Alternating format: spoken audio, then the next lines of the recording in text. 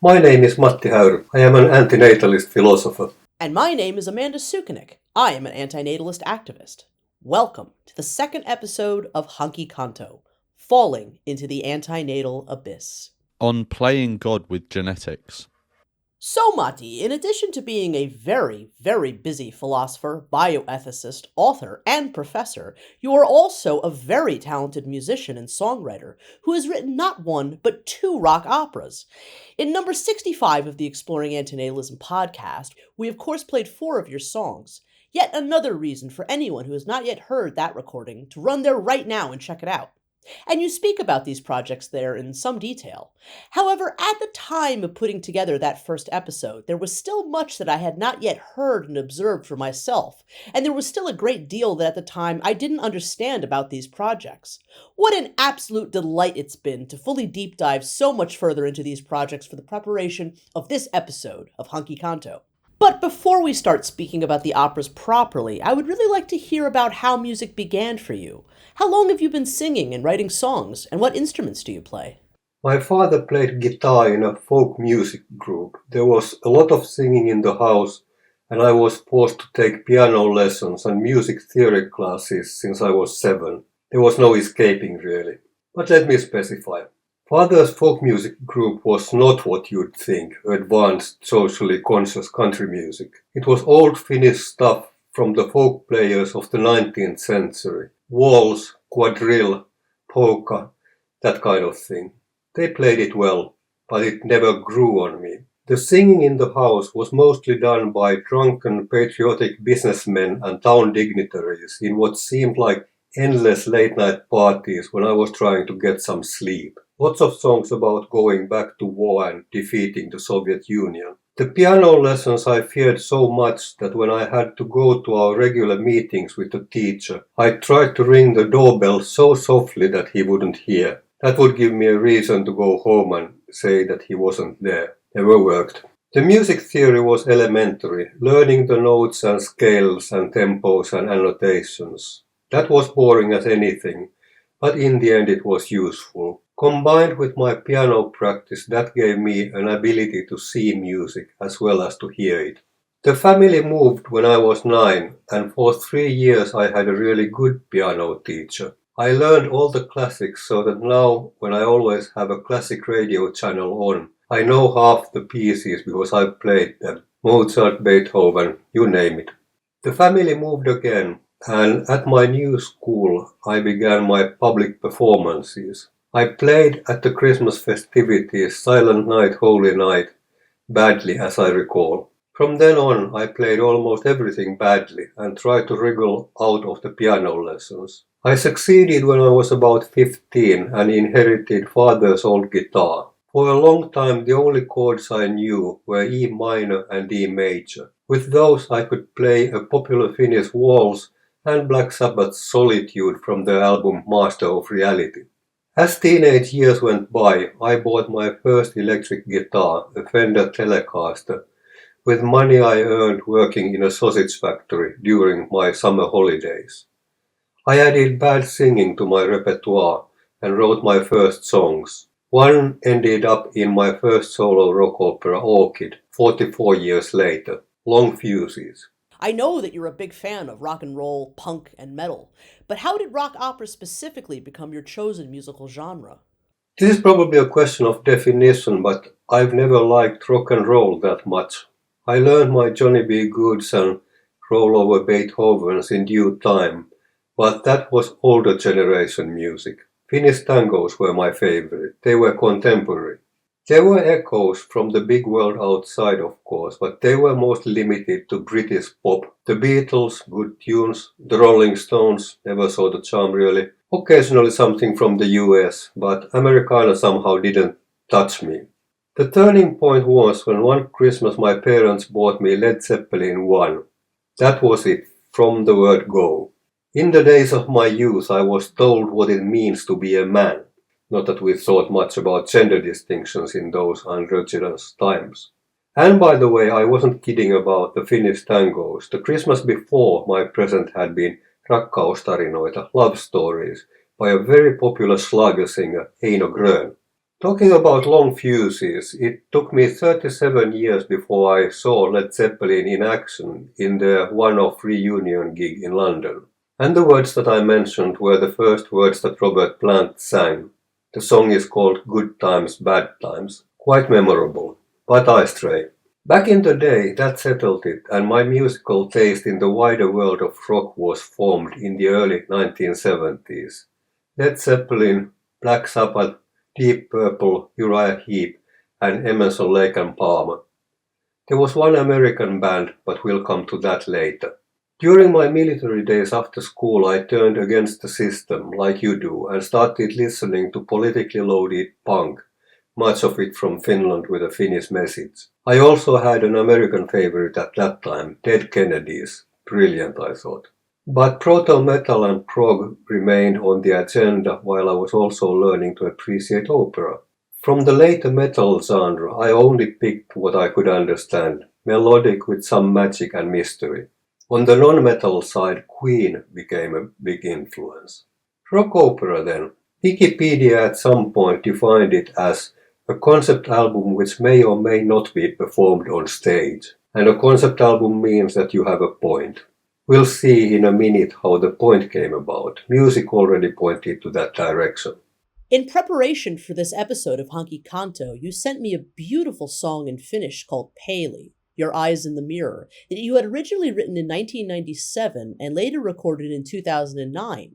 This song, from what I understand, along with a 2010 book project, which we will speak about in just a bit, went on to form the basis for the massive musical projects to come.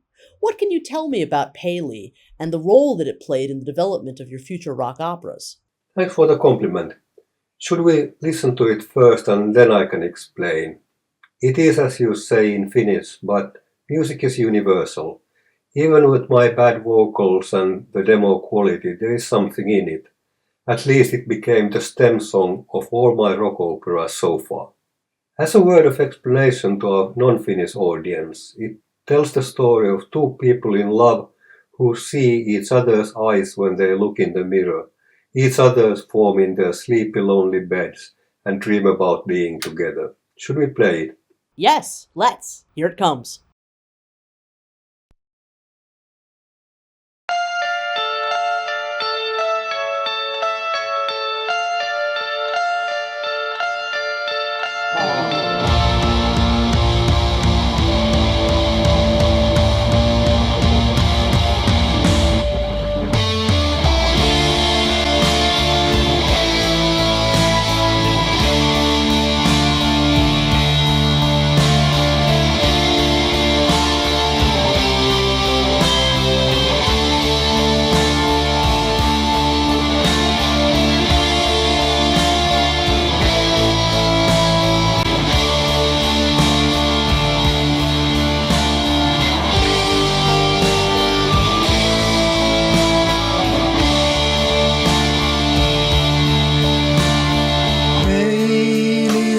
Sinun silmäsi. Unisella vuotella sinun hahmosi. Sinä siinä vierellä. Eikä käsi koskea saa. Sydän täyttää koko ruumiin.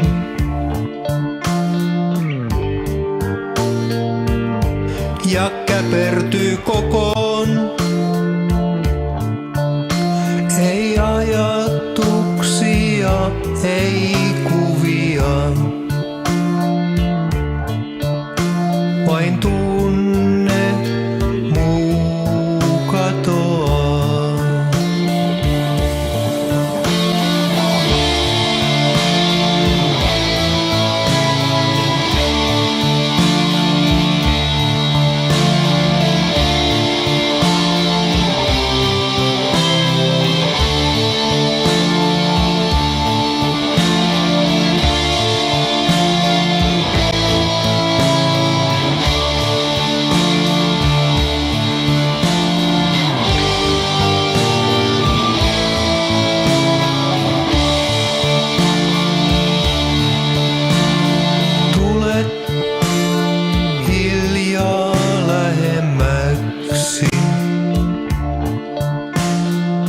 kuva selkiytyy. Käsi koskettaa ja silmät hymyilevät. Mieli tavoittaa toisen maailman.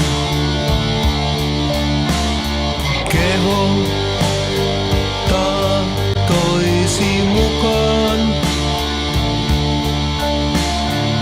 Unessa sinä olet siellä.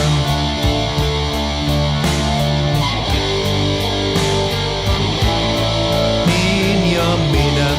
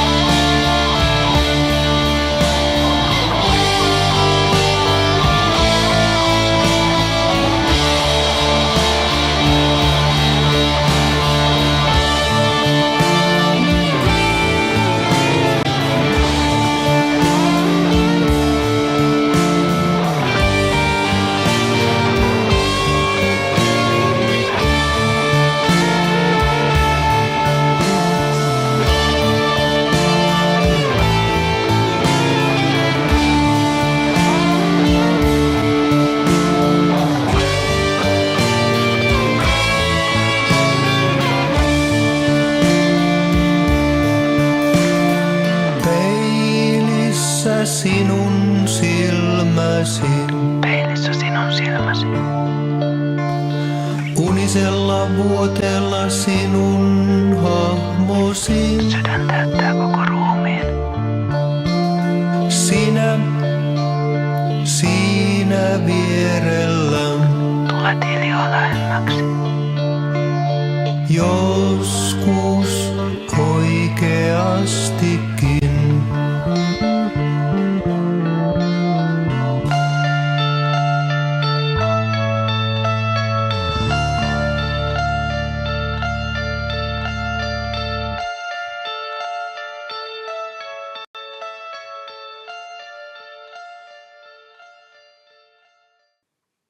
So the birth of the song and its influence on the rock operas. Long story short, this is how it all began. In 2009, Tuija, my then partner who has figured in our podcasts before as partner 2, and I realized that we have written loads of songs but recorded none.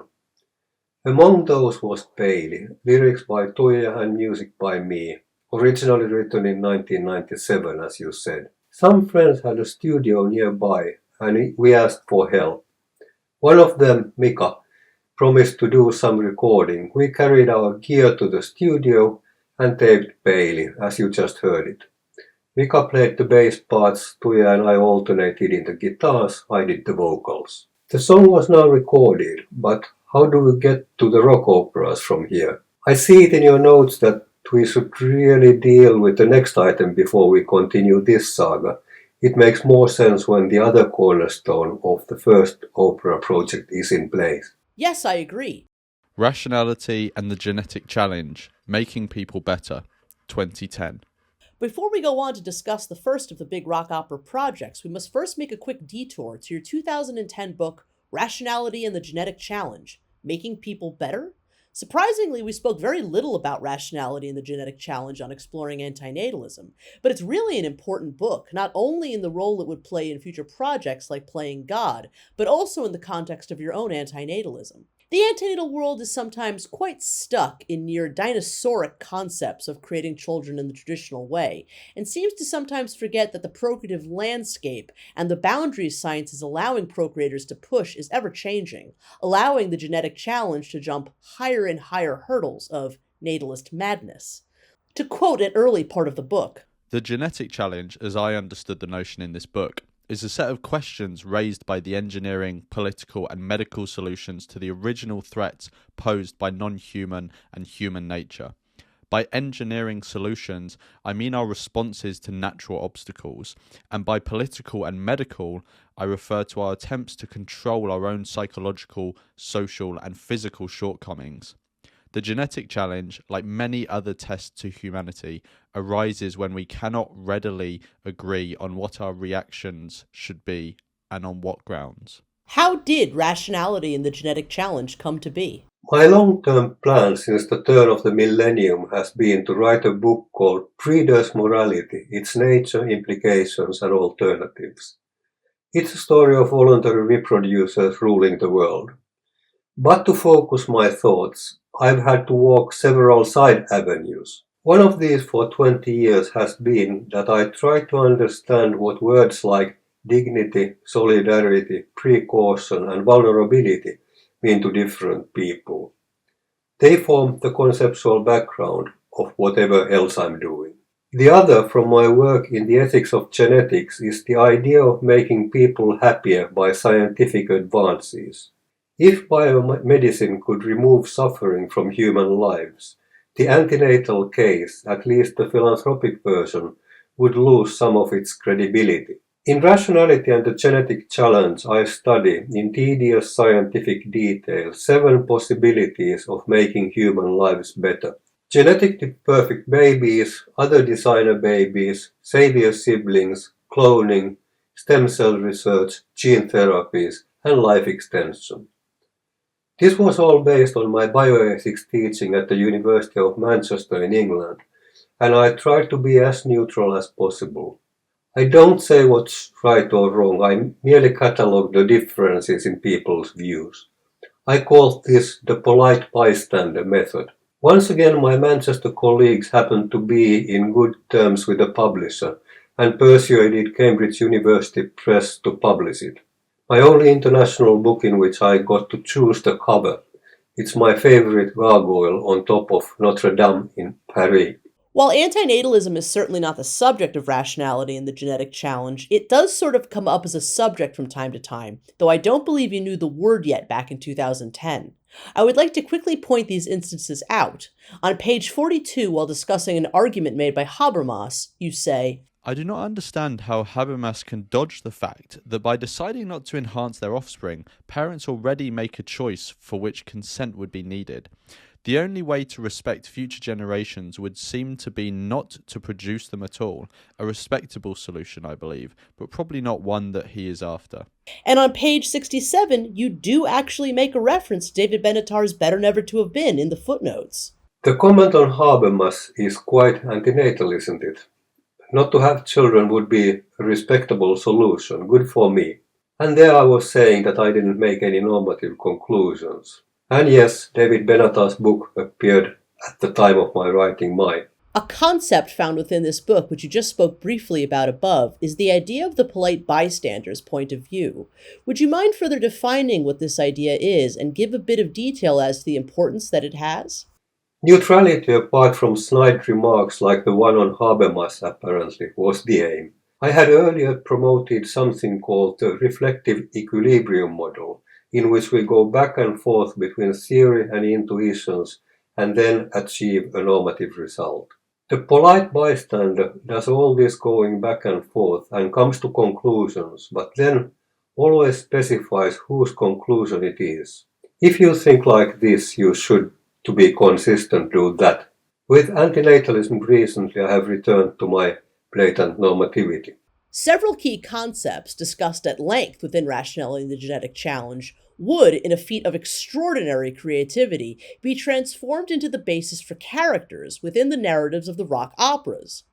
These core concepts were savior siblings, life extensions and immortality, cloning, designing perfect human beings, gene therapies, amongst others. When you were writing the book, were you already starting to think about it as inspiration for music, or did that come later? Now this is the time to continue the Bailey song answer that I started earlier. The idea of music was brewing while I wrote the book, but nothing definite, certainly not a rock opera. Except maybe that I had this idea of a popular book featuring cloning, When Dolly the sheep was cloned in 1997, the Vatican issued an early statement. They said that since only God can give human beings a soul, human clones would be born without one. They retracted quite soon, but I thought about it from time to time. So when there was a call for popular books that would be written by a scientist and a philosopher, I proposed this. Gods realize in the annual inventory that there is a discrepancy. The number of people on earth exceeds the number of souls issued from the divine repository by one. Someone has been cloned. God sends Lucy down on earth to investigate. Lucy has a device, think of Robocop's vision helmet, that will detect whether a person has a soul or not. Lucy is sent to the most probable location and investigations start. And finally end, because they all have souls. Lucy turns the machine around and the soulless one is Lucy. The book proposal was turned down and the idea as such didn't survive in Test, Playing God or Orchid, but traces of it remain in the character of Luke in the first two. And the idea will return in the final part of the Orchid trilogy, but now I'm way ahead of myself. In early 2010, Tuija and I visited Tuija's cousin Krista in Lupsingen, Switzerland, and gave Krista a copy of Rationality and the Genetic Challenge and a home-burned CD of Paley. To my utter surprise, she read the book during our stay and the stage was set. On the second or third evening, we were going through Krista's soon-to-be ex-husband's wine cellar. Price list in hand, only the most expensive ones made the cut. Revenge drinking. Quite a lot of revenge drinking, to be more precise. After the umpteenth bottle, we listened to Paley once more, and the idea came to us like a lightning bolt. Rationality and the Genetic Challenge will be turned into a rock opera, and Paley will be its musical starting point. The chapters will become characters. There would be Tony, the perfect boy, Sophie, a designer-deaf girl, Tina, a savior sibling, Tim, the brother Tina was supposed to save, 3 bubble boys rescued by gene therapy, their parents, and an evil scientist. Lucy would appear as Luke, an immortal drifter. Or at least records show that this was the count when we reunited in Finland a couple of months later. And this is the amazing bit.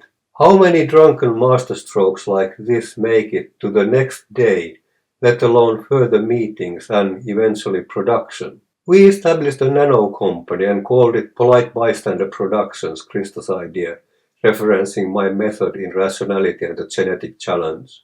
Unfortunately, that contract, signed by our heartblood, later fell through the floorboards. Life happens. Matti, we recently learned that Rationality and the Genetic Challenge has been translated into Japanese. Congratulations! Has the book ever been translated into any other languages as well? Thanks. Only into Finnish that I know of, and I did it myself. It's surprisingly difficult to do that, by the way. You'd think that the subject matter is already there and you just type it up in your native language. But that's not how it goes at all. Different languages have different background philosophies, and that makes it hard going. My congratulations go to the brave ones who have translated my ideas into Japanese. That must have been quite a chore. Test 2010. Of your rock opera projects, Test is the one that I sadly still know the least about, and I'm looking forward to hearing you speak more about it. What is Test? How did this project begin, and what happened that eventually caused you to leave the project? Test was the original name of the project. Krista is, among other things, a theatre director, and she was in the process of directing the musical Rent when we developed Test. 4 letters and a solid double meaning. Test genetically, test humanity's resilience. 2 years into the project, a den of snakes had found its way to our little paradise. Tuija and I continued working on the music and Krista was in charge of the plot and the cast. Slowly but surely we began to drift apart on both counts. Krista had found musician twin brothers who could do what you do in musicals, sing a high C and make a split at the same time. The deaf girl was beginning to make incomprehensible noises. The boys with the autoimmune disease were becoming the comic relief. The noises and the humor of being ill did not bode well with our ethical sensitivities. We saw them as offensive.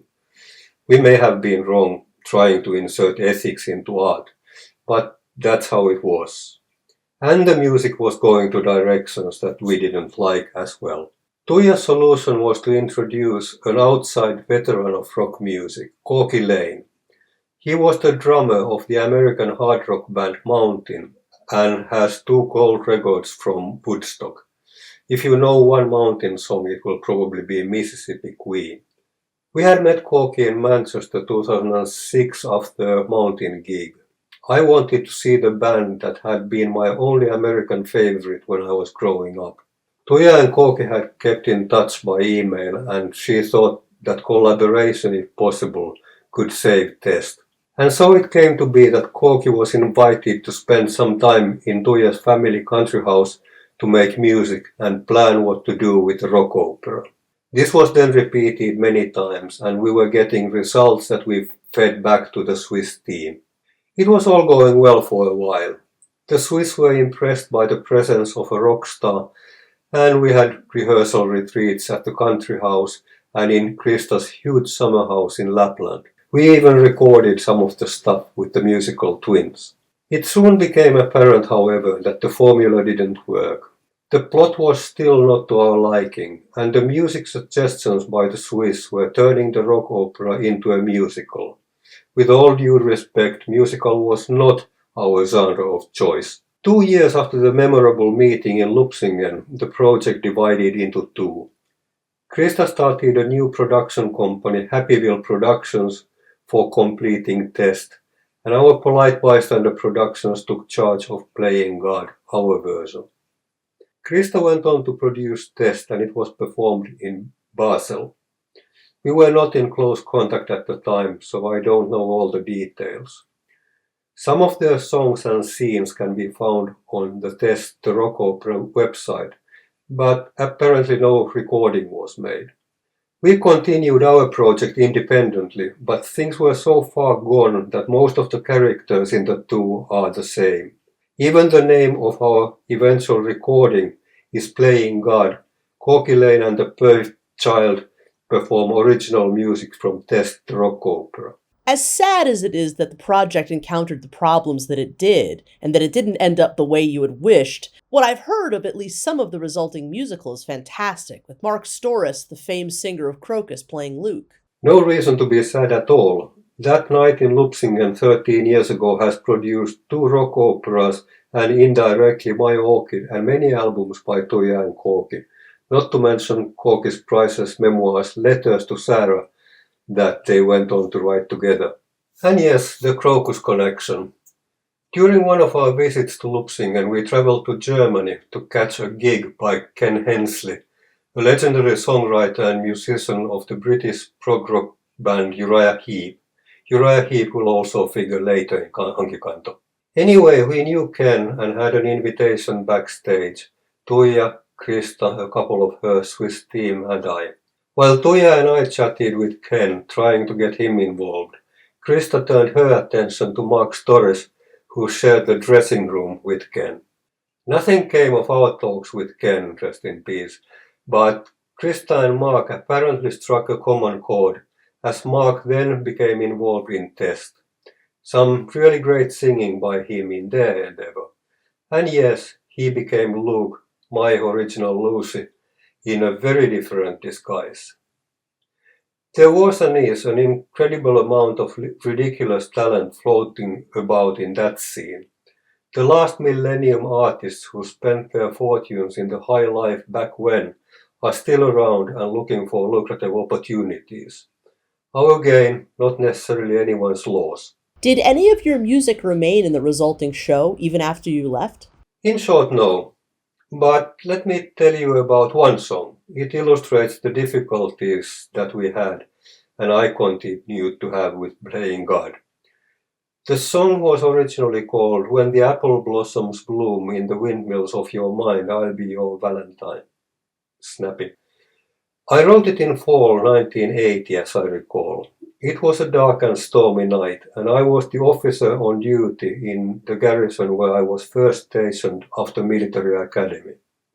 I had my guitar with me, and the song was born in one sitting. It is best described as a suicide-pact song. In it, I promised my partner that if she goes first, I will follow immediately. I can still remember the sentiment perfectly. The one thing I don't get is that in one line I say, down a bow. I sometimes surprise myself like that. Anyway, I offered it to test, and the Swiss team said we could use it with different music and different lyrics. That's what they said. We can use it with different music and different lyrics. I still don't know what that even means. I then offered the song to Playing God, and almost the same thing happened. Tuija wrote new lyrics retaining none of the original, and Corky sang it with a melody line that I didn't recognize. I let it be, but vowed to release my vision at some point too. And this I did in Orchid under the title The Mirror is Broken. Otherwise the words and the music are exactly as in my original, sang by the very talented Bonnie Parker from Long Island, New York. Shall we play it for the audience? Yes, please.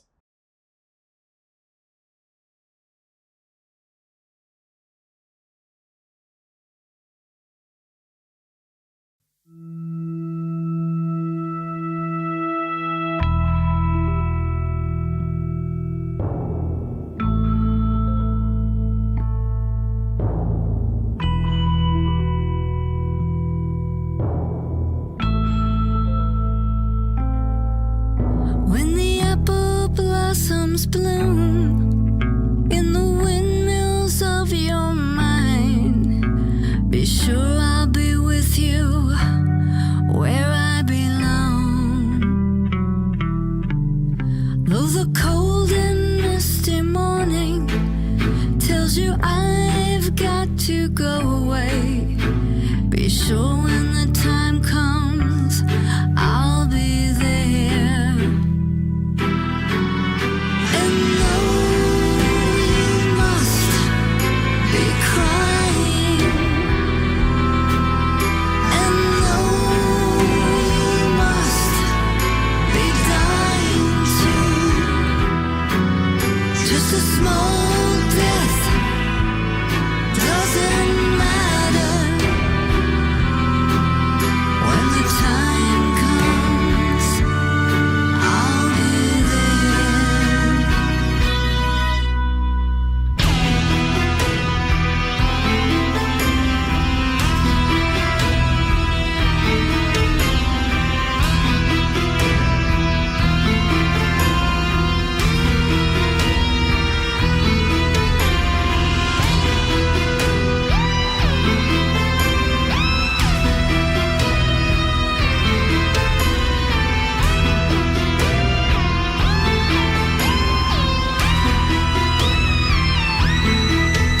And though you must be crying, and though you must be dying too, just a small death doesn't matter. When the time comes, I'll be there. See the world all down above, be the first one of the ancient time, and realize it's all the same.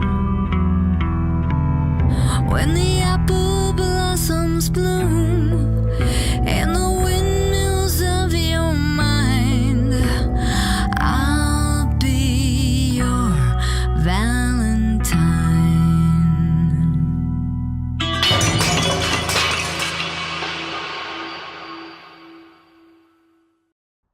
Such a beautiful and sad song, one of my favorites from Orchid, and I'm very happy to now know more about its backstory. Wonderful that it finally got to exist with the music and lyrics it was originally meant to, and especially that it's now part of your Orchid. Sometimes it seems things come together in the best possible ways. I look forward to discussing this song more once we get to its place within the Orchid storyline. Yes, and that concludes my story of that particular song for now. I'm still trying to figure out what the down above means. It's sometimes like that with ideas. The one that you don't get may be the key. Perhaps I will know everything when I finally understand those words. Playing God, the rock opera, 2013. Well, Matti, I do believe we have now come to the conclusion of our look at Test, so now on to the next chapter of your rock opera journey. So in 2011, you and Tuija broke off from Test along with Corky Lang, and the project became a new rock opera called Playing God. No relation to your 2001 book of roughly the same title, except in theme. Together, the three of you would develop 25 songs, which eventually would be released as an album in 2013 called Playing God. Corky Lane and the Perfect Child perform original music from Test the Rock Opera, produced by Polite Bystander Productions. Yes, and since we are criticizing the idea of genetic perfection, perfect is misspelled without the second E, and I pronounce it Perfect Child.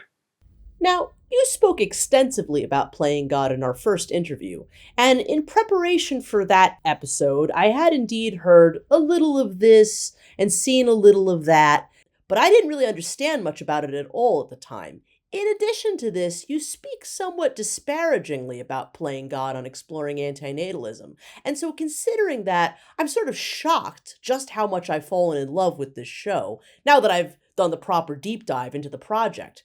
Playing God is an excellent rock opera, a brilliant concept, and an even more incredible album. Thank you. I'll promise not to be disparaging this time. I'll just lap up all the praise and collect all the credit.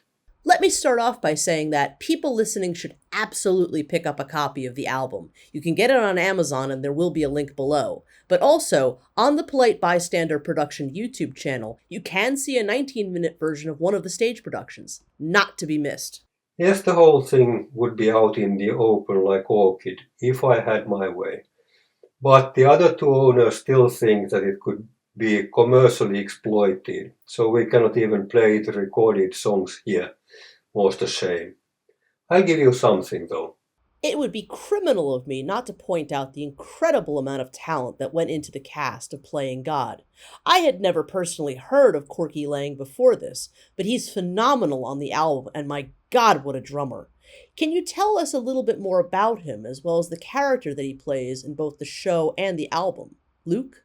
Originally from Montreal, he became the drummer of Mountain, quite a famous hard rock band in the US in the 60s and the 70s, soon after Woodstock. And since I mentioned those old things, let me complete that by dropping all the relevant names from the era. Corky played in Mountain with Leslie West on guitar and Felix Pappaladi, who had produced the Cream album Disraeli Gears just before. Pappaladi had health problems and Corky and Leslie West ganged up with the former Cream bassist Jack Bruce.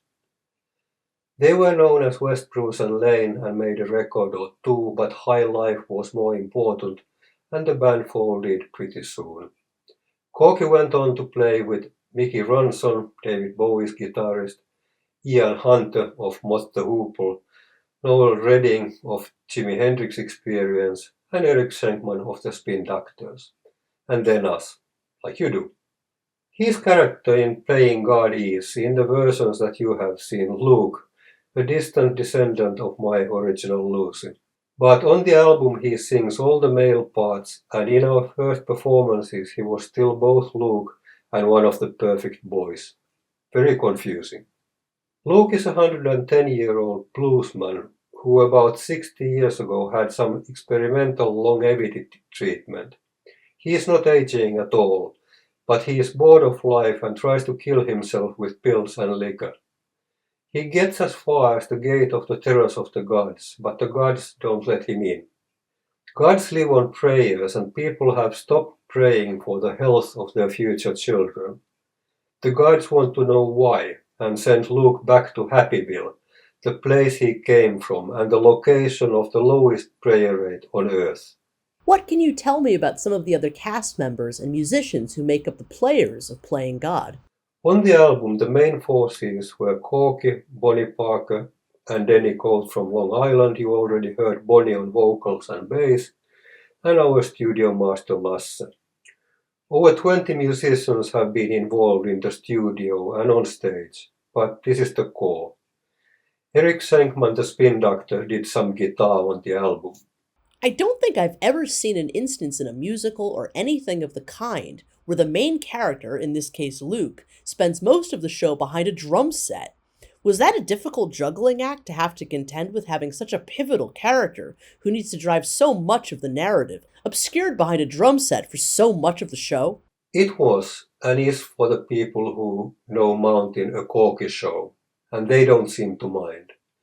For the continuity of the plot, it was a nightmare, but I think it evolved quite nicely when we performed it on stage. In the end, almost everyone was trying to steal the show.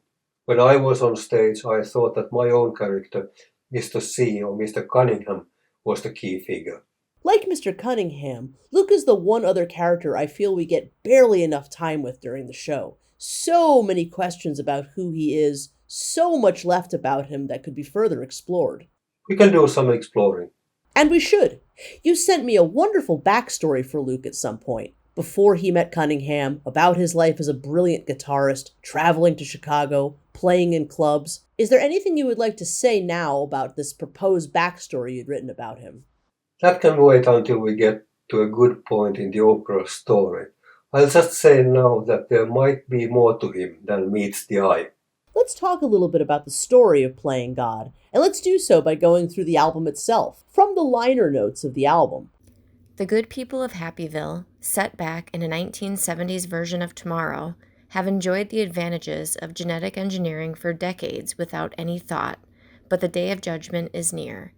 When Luke comes to town and gods develop an interest in Mr. C's science peddling, the secrets of the townspeople are about to be revealed, and their lives may never be the same again.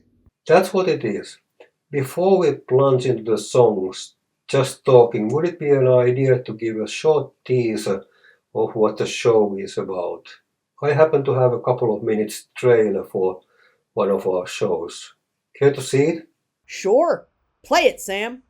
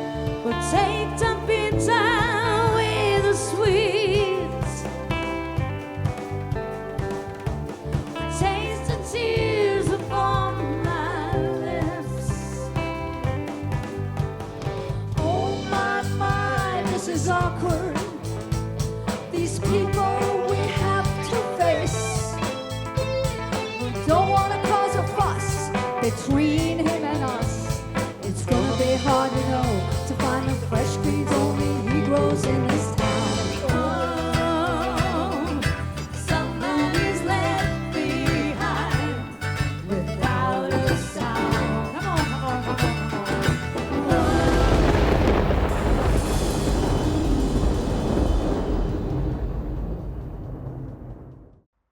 That is a very good summary of the musical extravaganza. Thank you. And now the songs, one by one. 1. God's March. Opening instrumental track of the show.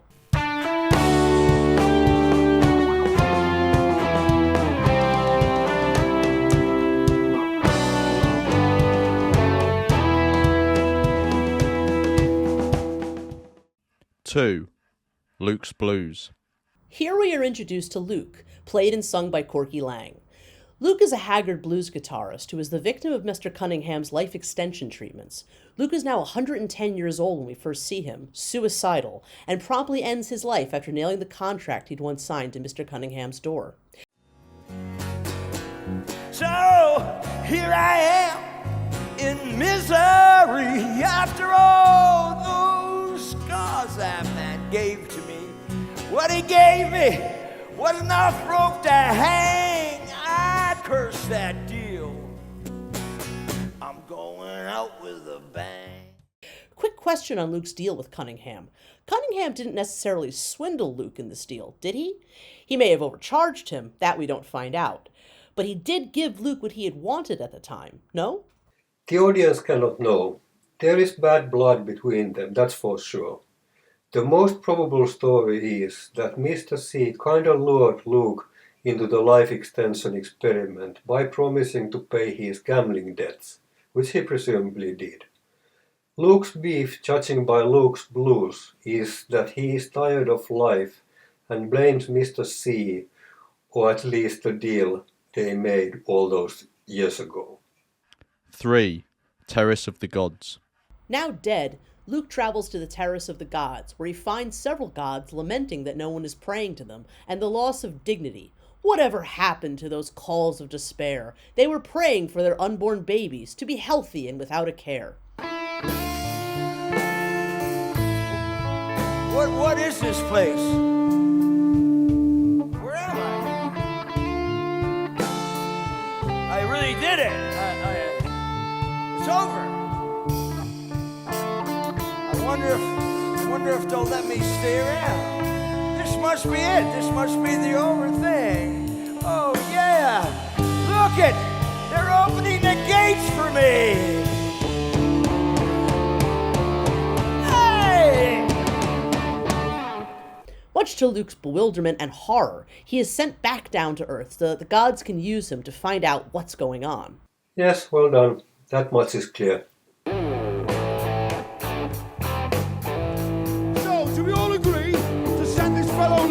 Back to Earth? Oh, what an excellent idea! We could surely use his help to find out what's going on. Well, that's exactly what we'll do. So let's consider... 4. Perfect Boy. Back down on Earth, Luke finds himself 20 years in the past and witnesses Mr. Cunningham making a deal with Mr. and Mrs. Pigafetti, who want 2 perfect twin boys. Mr. Cunningham gladly obliges them, charging them nearly $100K for his service. But does he provide what's being asked for? The resulting twins are Tony and Alex, genetically quote-unquote perfect boys. One of the later revelations tells us that Mr. C simply ordered 2 clones of the handsome actor whose photo he showed the couple. He is Mr. C, not Dr. C, as in the test musical version. He is a businessman and maximizes his profits.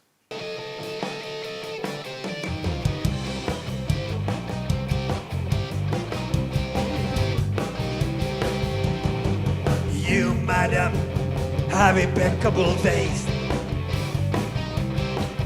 Now take your time. There's no haste. But he must be smart. With the velvety voice and a heart of gold and a manly poise. It's a chance of a lifetime. We'll make history. We'll get a Nobel Prize for human creativity. It is sort of creepy here how Mrs. Pigafetti essentially orders 2 sons who she describes as being sexually attractive to her. Yes, Bonnie does a very good job of being in love with the idea of these beautiful boys. Reproducers, breeders, can be like that, I guess. Creepy indeed. 5. Tony's Return and 6 College Girls. We now jump 20 years into the future to the opera's normal time with the return of Tony back to Happyville from college. Tony is extremely popular and everyone is delighted to see him again. Once there, he regales everyone with his stories of sexual conquests in the song College Girls. It's Tony, my brother Tony, you know. Tony the who? Golden Boy. Yeah, tell you. where's Tony? I can't believe it. I can't wait to see him. Tony's coming to town. Ready?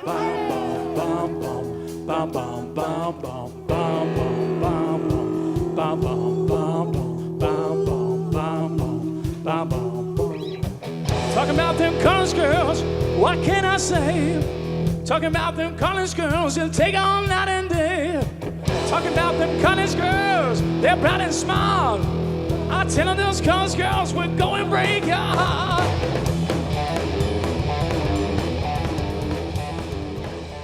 As an aside, during the album's production, I was so fed up with Tony and his brother Alex, originally Krista's Swiss twins, that I tried to sabotage them in any way I could. I even prepared a trailer in the tune of the movie Crying Game.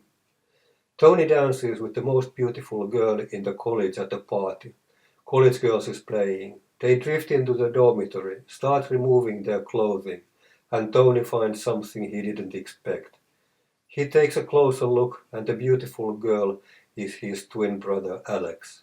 He wakes up back home in Happyville, sweating and panting. The trailer did not make it to the official marketing plan. 7. Silent Dream.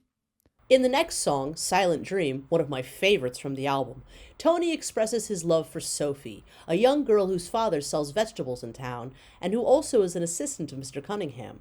We heard the orchid version. The Playing God one is, I believe, semi-secret courting between my two collaborators. I only realized this much later. But the song is resilient and they didn't destroy it.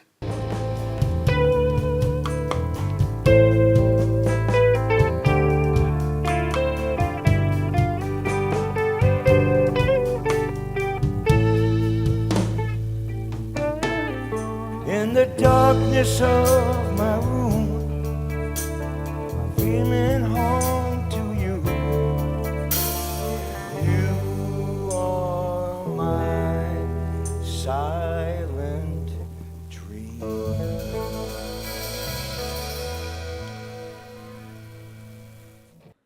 8. My Brother's Gonna Die. But now, the story turns quite serious as we meet Tina, who is a savior sibling created to save her dying brother Tim. Tim begs the people of Happyville for help. This pair of characters are, I think, two of the most moving of the whole show. Tim's eventual death and the devastation it leaves poor Tina in are profoundly tragic elements of the story. If you're brought into this life with poor consideration, there's no hope that you will see much emancipation. A new one will be made with test tube fertilization, and she'll be made to pay their debt by super irrigation. Brilliant! Thanks, that's my earlier song Pacification. We heard it in episode 65 of the Exploring Anti-Natalism podcast in double speed and truncated. The performers, especially Amaya Pakari and our director Kate Mears, have really made the most of it.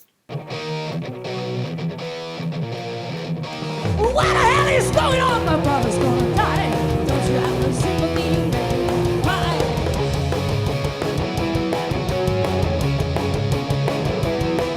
Well, there's no time for secret drugs and declaration. You shit that's gotta see the other desperation. From what I understand, Tim is terminally ill with a disease called X-Skid, the Bubble Boy syndrome, that, when treated with gene therapy, turns into leukemia. Actually, no. The Bubble Boys were dropped from Playing God, and they only appear in the Swiss team's Test the Rock Opera.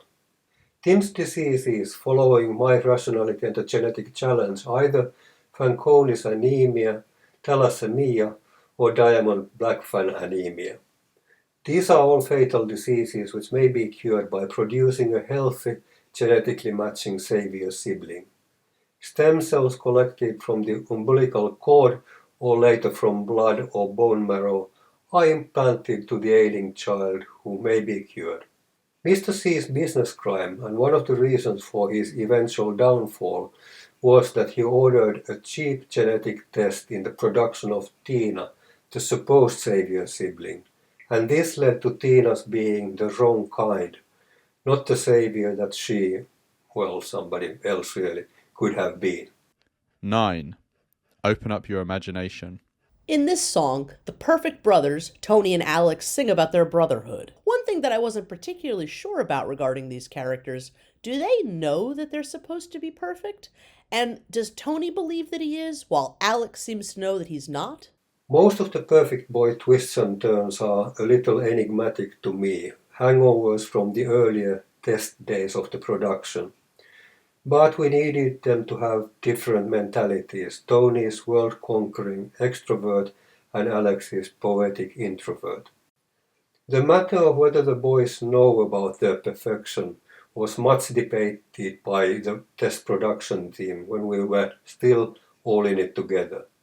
I seem to recall arguing that Mr. and Mrs. Pigafetti, their parents, didn't want the townspeople to know, in which case the boys wouldn't have known either. Let's be real, let's not fool ourselves. We are different and all the same way. Open up your imagination. You can be anyone you want to be. Open up your imagination. I don't want to be. You don't want to be me. But you've got my eyes. You've got the same expression. And only you know what I feel inside. I got my expectation, you got your silly bride. We agree to disagree, then we'll decide. 10. Here is our blood. Another favorite of mine from the show, Tina gathers all the people of Happyville to have their blood tested, so that they may find a match to use for Tim. Everyone signs Cunningham's contract, clearing him of any responsibility. This is the first we see of Mr. C's business. The standard contract indeed states that he is not to blame for any damage caused to his clients. The clients, the townspeople, seem to be so used to this that they gather meekly to offer their blood at Tina's summoning. The testing itself is a futile exercise, as there is very little chance of finding a genetic match from a random collection of people. It came to be a part of the story due to the name test, but it stayed in playing God to herald the townspeople's uprising later. Help me! This is a desperate call. Brothers and sisters, the Lord needs you all. Step right up and do your best. Give your blood and make this test. If your DNA is the magic one, he'll live to see the morning sun. 11. Jupiter. Another really beautiful song. I'll simply copy what's written about it in the liner notes of the album here. Love comes in many shapes and forms. There's love at first sight between Tony and Sophie, and sibling love between Tina and Tim, that transcends the boundaries of death. Life is peculiar, as Luke observes.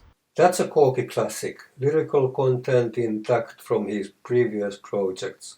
Bonnie and Denny turned it into more metal, and Eric Senkman added the quivering guitar here and there.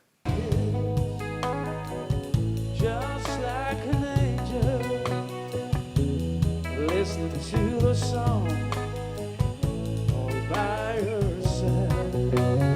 Oh, can't she hear me? How much I love her. I want to share this perfect life with her and no other. It's the kind of life that picks you up and leaves you on the other side. Having faith in all mankind. So when you feel yourself letting go of everything we used to know, just keep that loving on your mind. I've seen some video footage of your shows, and there's one detail that really intrigues me. Halfway through the song, there's a little moment where one of the gods stands on the terrace, and Mr. C stands on his box, and they sing these lines to each other. In this world, we gotta have someone we can count on. You know you can always depend on me. And then they both walk off. What is the significance of that moment? Do Mr. C and that particular god know each other? What is this dependency on each other that they seem to be communicating? Isn't Mr. C taking something away from the gods, not offering some sort of symbiotic relationship? Playing God was originally performed in 2 acts and the intermission was thereabout-ish. When we moved on to one go, the songs in that area were mixed and everything was rethought. This is possibly a moment during which the gods see for the first time through the mist that covers Happyville and see Mr. Cunningham. But that's not necessarily so. See, they are both singing to the townspeople that when the townspeople look for someone to rely on, they should turn to us, say the gods, or to me, says Mr. C. The reason why Mikaela Mansikala, the god on the terrace, and I look at each other is to make sure that we are singing in sync. And the reason why Mikaela is alone up there is that all the other gods are busily playing their designated instruments downstairs. But sorry, that's just the boring logistics. The meaning is that we both, the gods and Mr. C, want to retain our monopoly in the prayer business. 12. Tim's Requiem. Instrumental track, Tim Dies. Dennis' masterpiece. In Kate Muir's direction on stage, it developed into a touching acceptance of death as a part of life.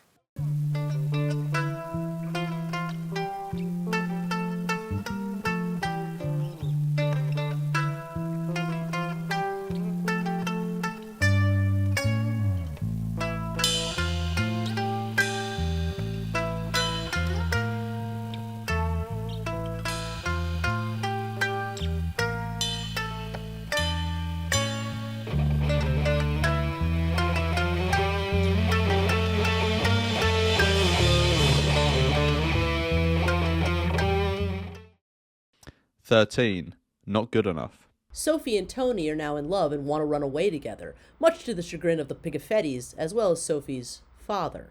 A necessary comic relief after the sad moment, the Pigafettis being more worried about their vegetable supply than the happiness of the young ones. Also a bridge to Sophie's liberation. This was not our plan. Sophie's much too trite, but she's a good girl, really dear. So let's not cause a fight. Oh my, this is awkward. These people we have to face. We don't want to cause a fuss between him and us. It's gonna be hard to know to find the fresh greens only he grows in this town. 14. Father's Lament. Sophie's father is devastated by the prospect of losing his only daughter, but Sophie insists that she needs to be free to make her own decisions. And here it comes, the liberation. This scene was really powerful in the production video. Does this vegetable seller father have any idea that he's not actually her father? Good actor-musicians make good stuff, I agree. No one knows anything before the revelations. You have probably seen Joe Venti as Mr. Veggie and Johanna Aho-Laulunen as Sophie. Joe is one of Corky's longtime collaborators and performed after playing God in one of his mountain comeback bands. Johanna is a philosopher in my team at Aalto University School of Business. I recruit only people who can sing, play and dance to save in the production costs of my musical endeavors. Or can I say that out loud? Probably not, so forget. Black glasses, beam, erase the memory. I hear you, but I don't understand. That little girl I love in the airways is leaving me alone again.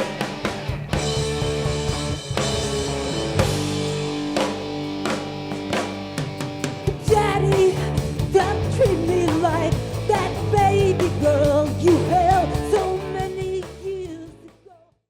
15. Crying Shame.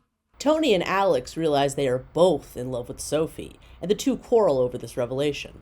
While Tony was in college, Alex stayed in Happyville and developed a crush on Sophie. On his return, Tony sweeps Sophie off her feet. And yes, during the song, Alex realizes this and the boys have a verbal fight.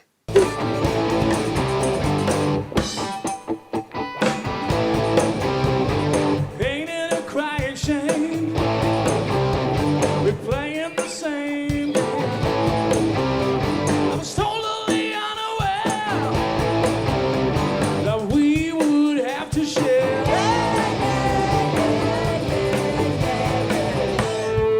16. Journey. An absolutely beautiful song. Tina tries to figure out how to live after the loss of her beloved brother Tim, who she was born to save. Time for another name drop. The song was written by Malcolm Bruce, Jack Bruce's son, for another one of Corky's endless collaborative projects. Originally a story of dealing with the World Trade Center events. Music bends to fit new purposes. Take the bitter with the sweet. I taste the tears upon my lips. Oh, this emptiness is killing me. But I must remember that it happened. It's really happened.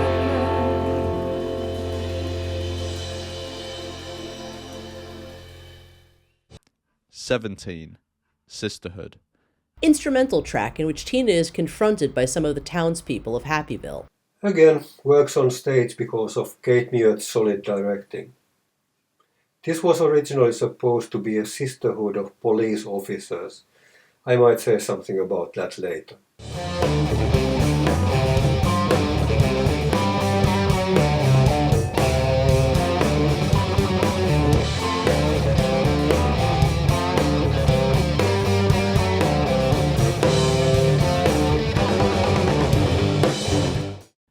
18.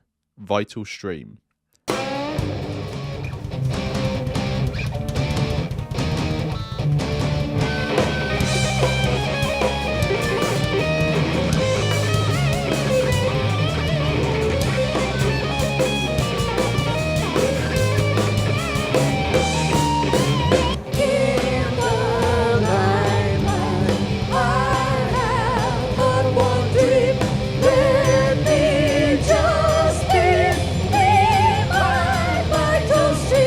Tina finally realizes that she is more than the genetic curse that created both her and Tim, and she is finally free of her past's hold on her future. The way you are telling the story makes it really visible that one of the main side stories in the show is Tina's predicament as a failed savior sibling. Tim's death and Tina's slow process of recovery. Finally, an anti-natal theme. The parents are the culprits. The point made in it is another almost anti-natal moment in the story. If I'm here, if you've made me to be here, then at least let me be me, my vital stream. There, I've had my rant, and we can go on. 19. Revelations 1. Sophie, who has become disenchanted with both Tony and Alex, explores Mr. Cunningham's secret files, and through her explorations, some of Mr. Cunningham's nefarious deeds begin to become known. In this revelation, Mr. Cunningham tells us all about his having created both Tony and Alex for a sum of $50,000 for each boy. However, it is also revealed that the boys aren't actually perfect at all, and are simply clones of an actor whose picture he had shown the pigs. Yes, and it's all downhill from here.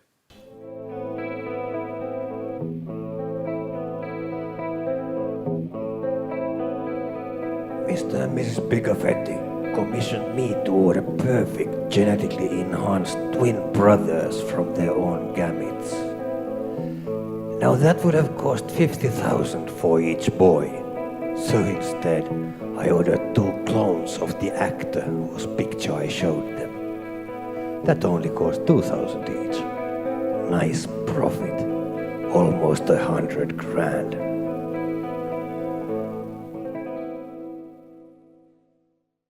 20. Meltdown. Tony laments the imperfection of his supposedly perfect life, and the pressure of what he's supposed to genetically be crushes him. This could be read as evidence that Tony knows about Mr. and Mrs. Pigafetti's intentions. Not necessarily, though. Some parents tell their children that they are perfect and keep repeating the message so that the children come to believe so themselves. Maybe this is what happened to Tony, and he went a little cuckoo. At least I tried to question parenthood all along.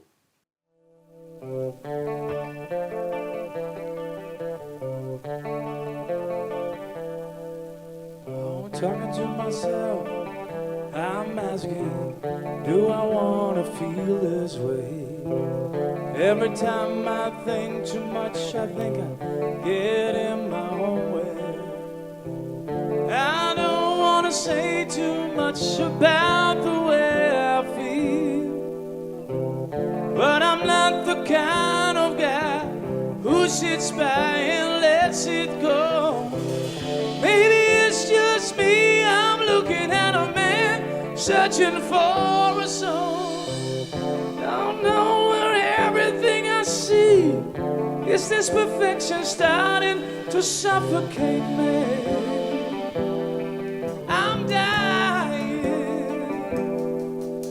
dying to know. 21. Revelations 2. Mr. Cunningham's second revelation from his secret files, Sophie finds out that Mr. C ordered ineffective, lower-cost test for the full cost, probably causing the death of Tim, where he might otherwise have been able to help him. This is the physically worst thing that Mr. C has done. Tina was selected because of this test, was not a match, and could not be the savior she later on would have liked to be. If Mr. C had ordered the more expensive test, Tina would not have been selected, and someone else would have come to existence and saved Tim. So there's no winning for Tina as a devoted, life-loving savior sister in this scenario. Either she exists and Tim dies, or Tim would have lived and she would not have existed.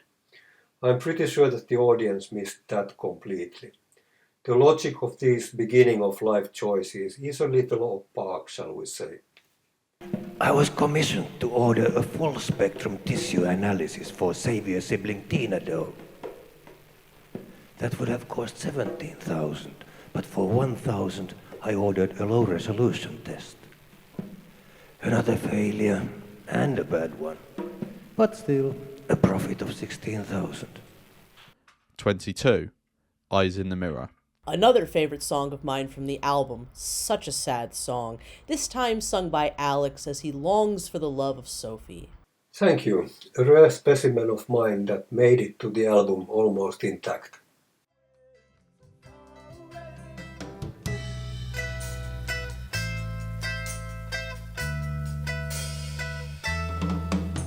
The eyes in the mirror, they were yours. The eyes in the mirror, they were mine. These thoughts of you help me pass the time. The eyes in the mirror were just fine. I tried to reach out, my love, I tried to show you from far away. I tried to go, so where did you go? So far away, everywhere, all the time. So far reach out, so far away. 23. Revelations 3. And now comes Mr. Cunningham's most shocking revelation. He is, in fact, Sophie's father. Since the vegetable stand couple were carriers of a genetic disease, I was asked to have his sperm cleaned. That would have cost 2,000. Ha! I used my own sperm at no cost. So of course a profit of 2,000. But more importantly, I now have a daughter, Sophie. What a secret in light. This indeed is the revelation that shocks people the most, and I find it interesting. Mr. C has just handed Tim a death sentence, and we are more concerned about paternity issues. I mean, we all have a biological father, and 10% of urban populations identify the wrong bloke. This short-spoken passage used to be my litmus test for how drunk the audience was during the live shows. My line goes, I used my own sperm at no cost. With a stone-sober audience, the sperm drew a couple of nervous giggles. A properly fortified audience had a more relaxed, quick laugh. 24. Mr. C's demise. Upon hearing this shocking revelation, Sophie decides to expose Mr. Cunningham's deeds by printing copies of all of his secret files and making them public to the many victims of Happyville. Outraged, the people of Happyville form a mob to take their revenge against Mr. C, who tells them that they are hypocrites, which I would understand more if he was speaking to the Pigafettis, perhaps, but amongst those there, really no one has used his services except for Tina, who I have a very difficult time blaming for much of anything in this situation. Do you think Mr. C is at all correct for leveling this accusation against the people of Happyville? It's assumed that the whole town has happily used his services, probably even knowing that he's a bit of a crook, just believing that they themselves have had the straight deal. But it's not a question of justification. Of course he's in the wrong, just pompously trying to defend himself in what he sees as an alarming but manageable situation.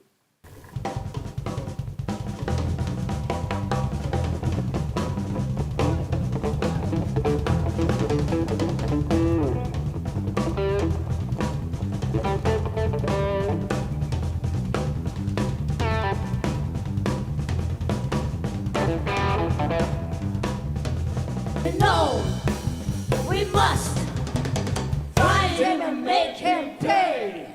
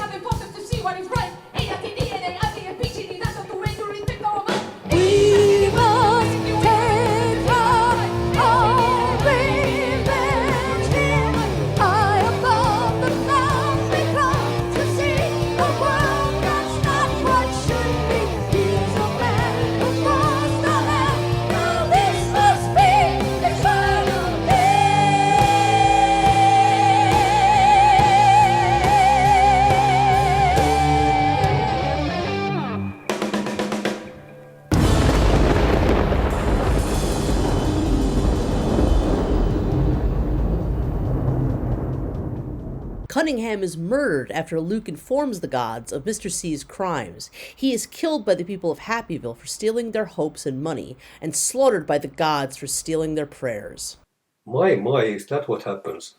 It's open to the viewer's interpretation, of course, but since gods don't really exist, the townspeople are strong candidates. As you mentioned already, at some point I entertained the idea of turning Playing God into a detective TV series. Didn't catch fire, I'm afraid.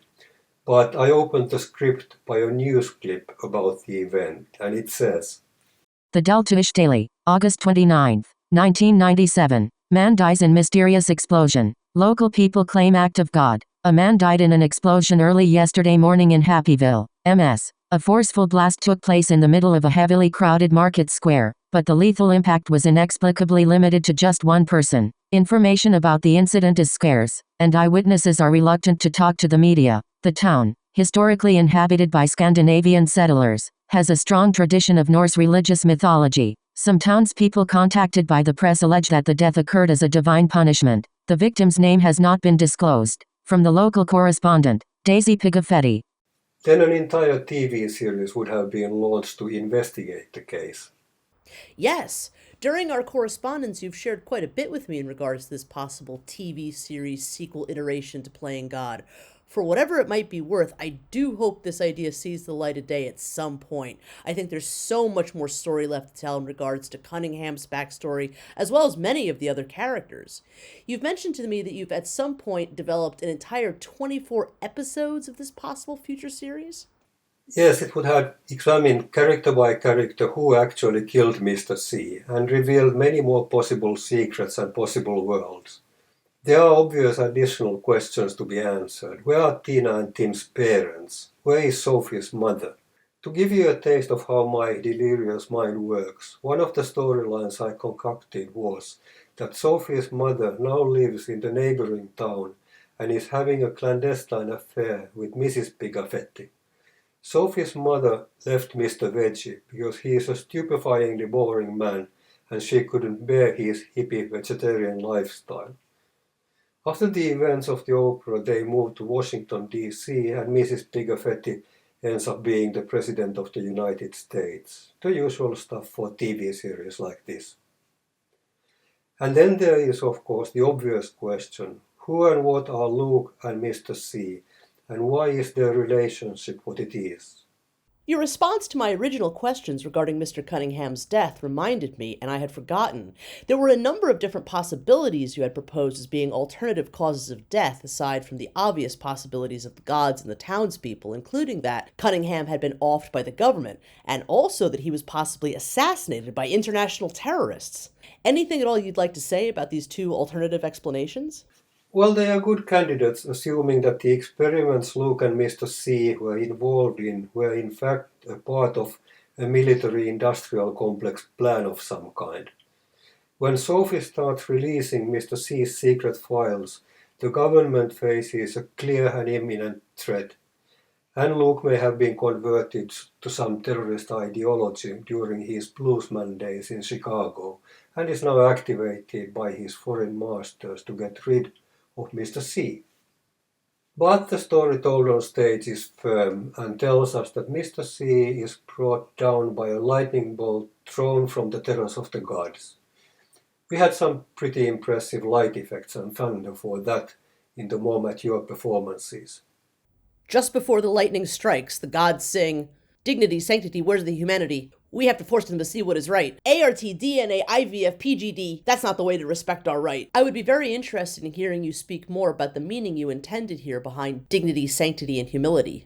Our stage gods had a time of their lives rehearsing that one.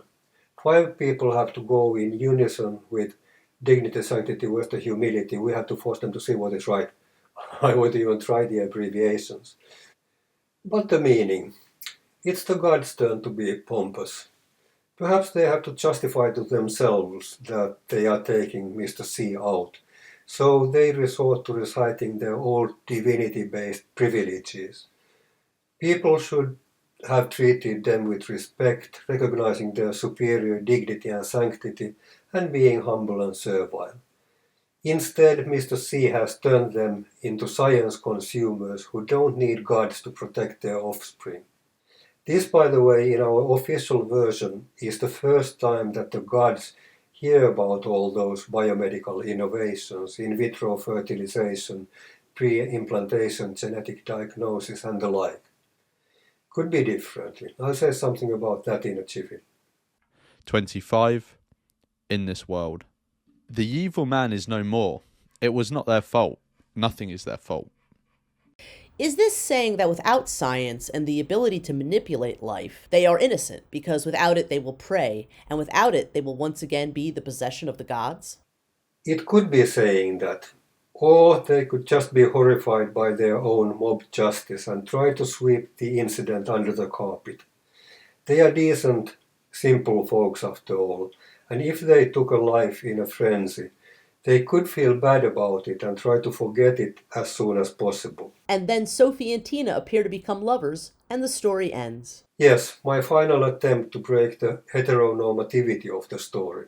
Ah, I didn't realize this was something you had made a conscious attempt to do within the story. Though in your proposed TV sequel, you do mention that one possible connection between Luke and Mr. Cunningham could have been that they were ex-lovers, which I think makes perfect sense, actually. I always thought Luke's line at the very start of the show, "They laid me down, they split my jeans," might have had a little bit of a double meaning, actually. That little gem, the double meaning of jeans, didn't escape our attention at the production stage.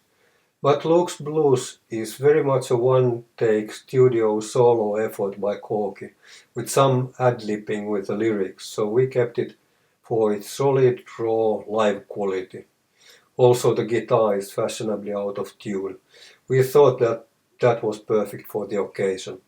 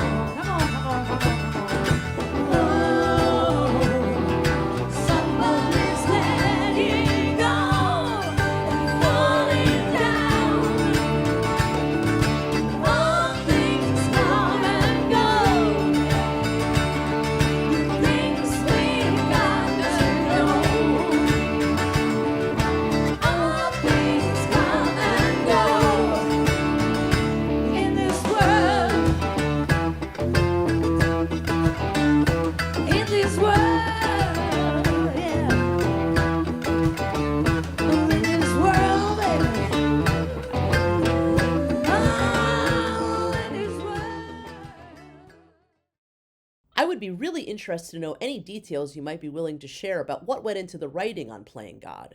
How long did it take to write the music and the story? And what kind of storylines were perhaps tried and did not make the cut? First, the writing and the general shape of the thing. As you know by now, there were quite a few songs that had been written by Corky and me and many others much earlier, some of them dating back over 30 years. So when we put it all together in 2011 and 12, we had a job keeping some kind of continuity. Music is of course durable and can be recycled. Maybe I should give you an example. As late as June 2012, I had a song called Let's Lynch the Conman that was headed for the Playing God album. To my surprise and dismay, it was cut out of the completed product and only parts of it survived in Mr. C's demise. I made it up to the song by including my more original version in Orchid, my next rock opera, a few years later. Anyway, durability. With different original lyrics, this is the first song I ever wrote. The year was 1974, so it had to wait for 38 years to be released, but released it was. I just found an all me and the studio master version of it when I was excavating my files. Would you like to hear it? Sure, let's do it.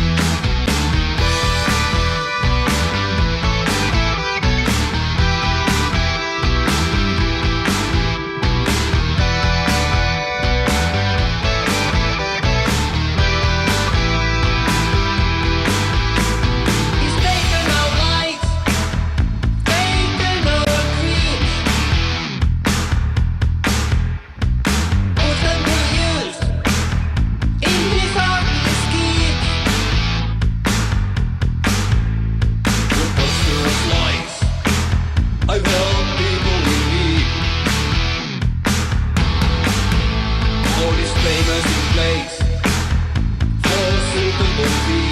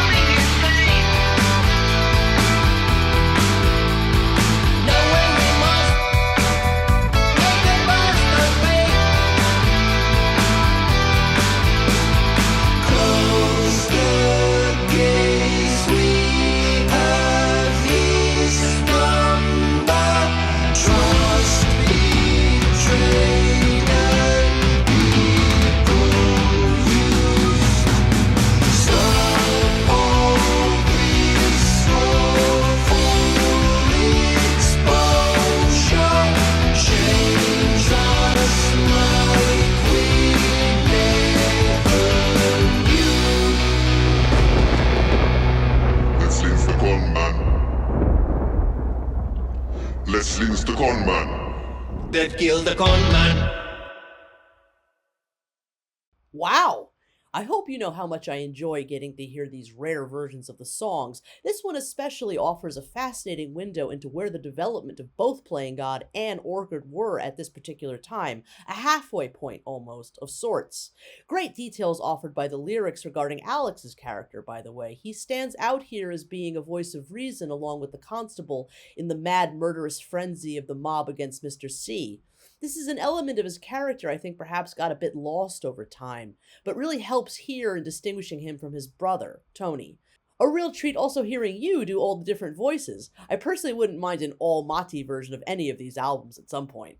Thank you. Yes, I like the Alex character more than the Tony character, and Alex is presented here my way. Shy, romantic, withdrawing, but sensible and firm when the going gets rough. Unlike Tony, who is mainly just full of himself.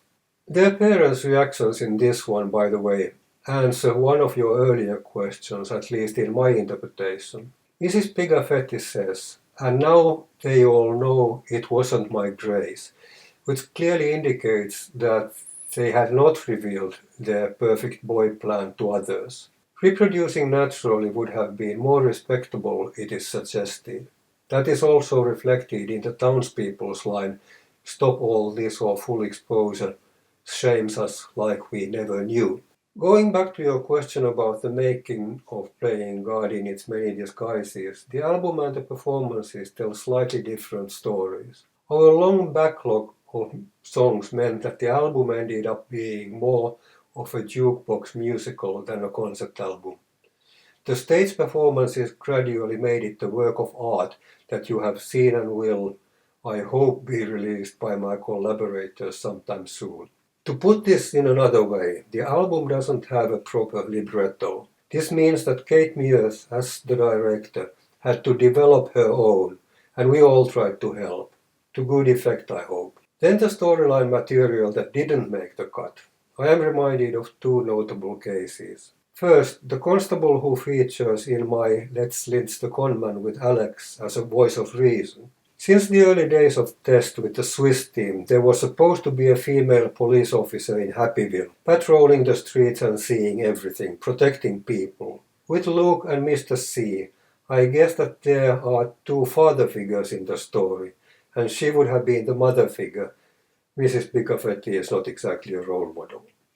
In the instrumental dance number Sisterhood, I promise to return to this, Tina has joined the police force and the Sisterhood of Constables helps her over the laws of Tim. In the early stage performances, this was still visible in police headgear, but the director took that out for the final shows as an unnecessary distraction. You saw the police women briefly in the trailer video. Another major gap is that the theme of Luke and the gods is seriously underdeveloped. Originally they were supposed to communicate at regular intervals, Luke reporting back to the gods what he had found out. The anger of the gods in the end wouldn't have come out of nothing like it seems to do on the album. Again, this was partly rectified in the stage performances. Another idea was that the gods would be having a party on the terrace of the gods, and the party would unfold with the events down on Earth, their time being different from ours. In the beginning, when they sent Luke back, they would be sober, but they would then become tipsier and tipsier until in the end they are in a devil-may-care state of consciousness. Hence the lightning bolt that kills Mr. C. In my Let's Lynch the Conman, this would have been more visible, as you heard, but after the song was scraped, the rest of the idea kind of evaporated. Performances of Playing God ran from 2013 to 2016, beginning in Manchester, then Paris, Basel, New Haven, New York, and Helsinki, which is really quite an impressive lineup of locations.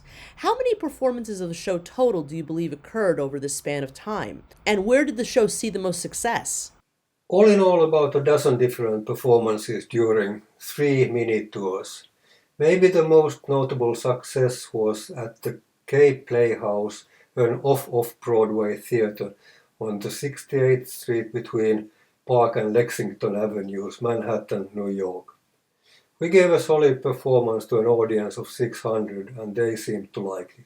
In that show I had the best Ozzy Osbourne makeup of all the gigs, a true professional who did that with just a few slashes of black. Simple is beautiful. After the show we had a big time after party somewhere in the meatpacking district and celebrated our success. All guests received a gift box that contained as a highlight custom-made Playing God condoms. Every little bit helps in the anti-natal battle. After the after party I was purchasing some late night or early morning snacks in a deli on Houston Street and had some odd looks. That's how good the makeup artist was. Odd looks on Houston Street, New York. Can you imagine? In the band's name, Playing God, Corky Lang, and The Perfect Child perform original music from Test, the rock opera. There exists an intentional misspelling of the word perfect as perfect, which is a very interesting choice. Can you explain why this decision was made? As I said in passing before, the official explanation is that genetics can only produce perfect, not perfect children. Other reasons include originality, the worn-out nature of the expression perfect child, and perhaps my general tiredness with the whole theme by the time the album was completed. From what I understand, at least some stage productions of Playing God had an extra narrator character who does not feature at all on the album, the character of Death. Why was this character added into the stage production? Yes, this is an addition that we made for the final performances in Helsinki, hopefully to be released at some point. You are a film professional, so you know the reason. When executives look at the final product, as in a movie, and cannot make head or tail of what's going on, they add a narrator. It's a cheap gimmick and shows that you haven't done a proper job in the making of the artwork, but it worked like a charm. For those out there listening who have maybe not yet heard our first episode, you explained there that part of the vision behind the Playing God project was as a bioethics educational tool, complete with after-show discussions on biomedical issues, which are key parts of the show. A truly admirable addition to the concept, and one which I can't imagine doesn't still have great potential. What were some of the things that people would typically ask about after the show? We had after-show panel discussions in New Haven organized by Yale University and in New York organized by Hunter College of Columbia University. The audiences didn't ask anything, but they were clearly interested in some of the topics that our academic guests introduced. Do we really think that genetics is such a monster? Whose responsibility is it that it's used for iffy as well as for clearly benign purposes? Why is the chief villain of the piece Mr. Cunningham as opposed to Dr. Cunningham? I was always on an after-performance high, so I have no recollection of what I responded, if anything. I just tried to be clever and lovable, I guess. The audiences were there to be entertained, not lectured at, after all. We actually had better discussions when we just told about the show and then let people, academic and non-academic, talk about the ideas that popped into their minds. We had such events organized at the universities of Manchester in England, Harvard and Denver in the US, and Sorbonne in France. So now, let's spend some time speaking about the villain of Playing God, the malevolent Mr. Cunningham, played by none other than Matti Häyry. At what point in the development of Playing God was it decided that you would be the one playing the role of Cunningham? We had our work cut out with this character. We were in loose talks about the role with Marco Hietala, then of Nightwish, and Michael Monroe, the frontman of Hanoi Rocks, but nothing came out of those. Also, it was becoming evident that we were not writing a proper lead singing role for the character. I tried to rack my brain to avoid the role to the last. One of my suggestions was to use Denick Holt or another of our female cast so that I could get some gender blindness to the show. In the end, as I was the one writing all his lines, I was forced to become Mr. C. Had you ever done any acting on stage before playing Mr. Cunningham? I was the candle holder in the Military Academy's Star Singers Christmas performance in 1976.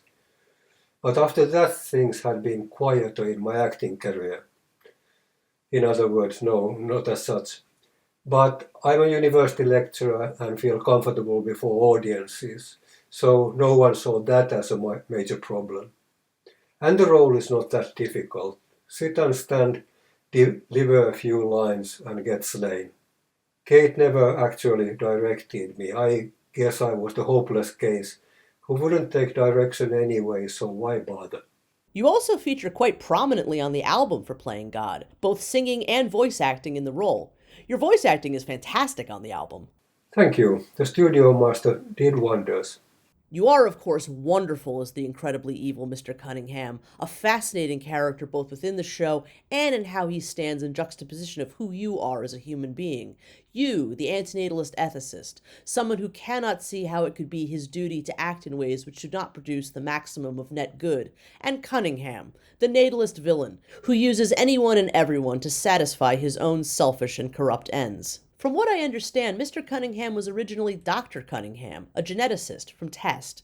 Cunningham in Test was a medic, and actually the hero of the story. Can you tell me more about how the two versions of this character differ? In Test, the idea was to vilify science, and that's why Cunningham was a medical man. If he in the Swiss production ended up saving people, that must be down to Krista's pro-natal vision. She wanted to start the show like Woody Allen's Everything That You Always Wanted to Know About Sex, with the unborn queuing and struggling to become existent. From what I've seen of the website, she seems to have held that idea. In the concluding part of my own rock opera trilogy, starting with Orchid, I may, just may, return to that theme with my newly acquired awareness of antinatalism. What if they drew lots and the loser is sent down on earth, like Luke in Playing God? Possibilities. Who is Mr. Cunningham? What went into the development of his character? We get to know so little about him during the course of the show. Where did he come from, and why is he so unfeeling and malevolent? And is there something in particular he's trying to buy with all of that stolen money? On the album and in the stage performances, we just don't know. Having developed this further in my idea of the TV series, however, my speculations are: he must be old, as old or older than Luke, 110, because otherwise he wouldn't have been around to lure Luke to the immortality experiment. My guess is that he took part in that himself. He's been around for generations of happy villains and is likely to have a hand in all their lives. And I've had to create some sympathy towards the character. And I don't think that he's evil or even at heart uncaring. Like in classical Greek tragedy, he once was a noble man, but then succumbed to hubris, a false belief that he is above human and divine powers. The revelations show how he descends from ripping money off the self-righteous Picafettis, not that objectionable, to carelessness in the Savior sibling case, criminal, all the way through to maybe a sense of power in using his own sperm to produce Sophie, what they seem to have done, the worst of the male reproductive doctors in real life anyway. And like in classical Greek tragedy, he meets his nemesis, the wrath of the gods. And like in classical Greek tragedy, the audience experiences a catharsis, the satisfaction of the resolution of the case, and the restoring of the moral order that he dented. Or something. What do I know? The audience competition is open. What could motivate a person like the one we have been describing here? I'm probably way off, but I'll share my thoughts anyway. Having now fully studied Playing God, and in thinking a lot about what the character of Mr. Cunningham means, it struck me that what he reminds me the most of is one of my all-time favorite stories, Faust. There is no bet between God and Satan this time regarding the corruptibility of humanity. The corruptibility of humanity, at least from the perspective of the gods here, only seems to be measured in a loss of divine ego gratification. And so they enslave a man, Luke, to investigate the evil they apparently are incapable of seeing themselves. And that evil is apparently a crooked arbiter of the genetic challenge, Cunningham. If Playing God is a Faust analogy, then Cunningham is some type of Satan, complete with his contracts, but instead of collecting souls in exchange for his nefarious services, he is some kind of natalist supervillain instead, who steals cash for only half-provided biological promises. Have I read far too much into this, or was there indeed any conscious connection to the story of Faust? Are flirtations with the genetic challenge like making deals with the devil? The townspeople are Faust. They have made a deal with Mr. C, the devil, and in a way they pay for it by denting their humanity in slaying him. Would that be an answer? Mr. C speaking here. Yes, I suppose that's what I was attempting to say. Instead of one Faust, as imagined by Gounod or Goethe or others, it's an entire town of Fausts. And if the Faust connection was conscious, this makes Playing God an extremely unique version of the story for that reason. As for if having killed Mr. C dented the humanity of the townfolk, of course, they should not have harmed him. What good came of killing him? It brings to mind the parents of Elm Street who collectively murdered Freddy Krueger, only to have Freddy destroy the lives of their children in their dreams.